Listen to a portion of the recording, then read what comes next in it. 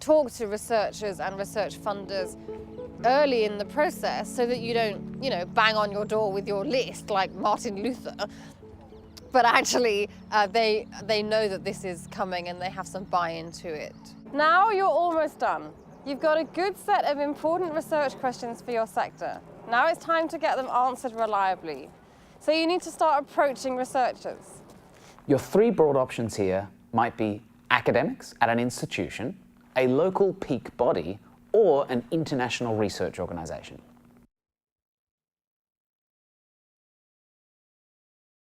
I mean, a really important thing if you're dealing with academics is to realise that academics are typically very different from consultants. So you often can't just hire them to answer precisely your question. Academics famously are under pressure to publish.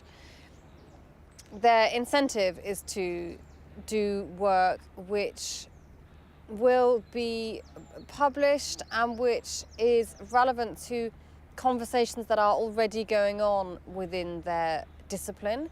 So it's often quite hard to get academics to do to research things that is really quite different to what's going on, because, where is the conference on which they are going to present that paper? There isn't one because no one else is talking about that.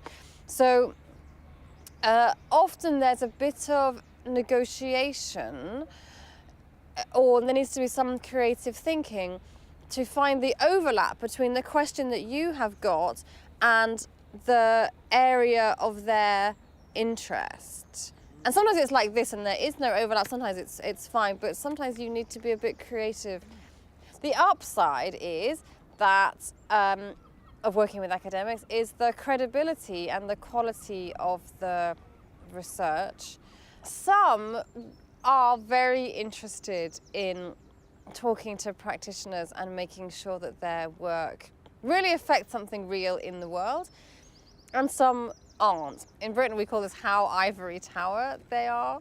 And that's a bit to do with the institution, but it's just a lot, in my experience, to do with the individual and why this person went into that job. Now, at a local or national level, there's really likely to be a peak body that can help you with your research. You may have spoken to them when you're gathering consensus on questions. Even if they can't help you produce or fund the research, they're likely to know people who can.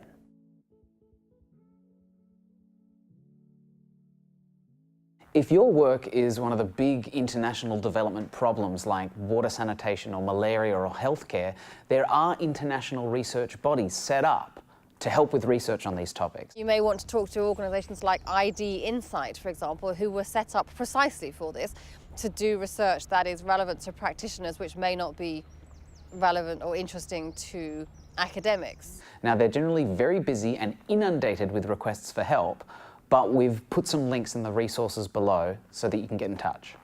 Finally, in the template is some notes about the detail of each question. Now, these are the kinds of things that a researcher wants to know. So by being prepared for this stuff, you'll really be helping them understand you better. The aim of the game is to design programs that achieve as much as we possibly can for beneficiaries. And everything that we've talked about in this lesson pertains to that. So we're not here describing a jolly research process, for the hell of it, because we can't think of anything else to do. The aim is that you identify what you want to know, which will help you to serve your beneficiaries better or cheaper. You go see what we know about that already. If we know stuff that's useful, then use it. If we don't, then figure out what is most useful to all of us collectively as a sector in order to help us serve beneficiaries better, and to find out that material rigorously and reliably. In a way, this process can be kind of demotivating because it's like being less wrong, but being more right, little bit by little bit, is hugely motivating for actually doing the work week by week. So even if you don't get all the way through this process, just asking the questions helps you align your true north for the team, and that means that you're doing better stuff for your beneficiaries every week. If we have unreliable information or unreliable research, we may get misled into running programs which sound like they're great, but in fact aren't great, and we're no better off than we were when we began. But if you do this right, you'll dramatically improve your sector's ability to serve your beneficiaries well.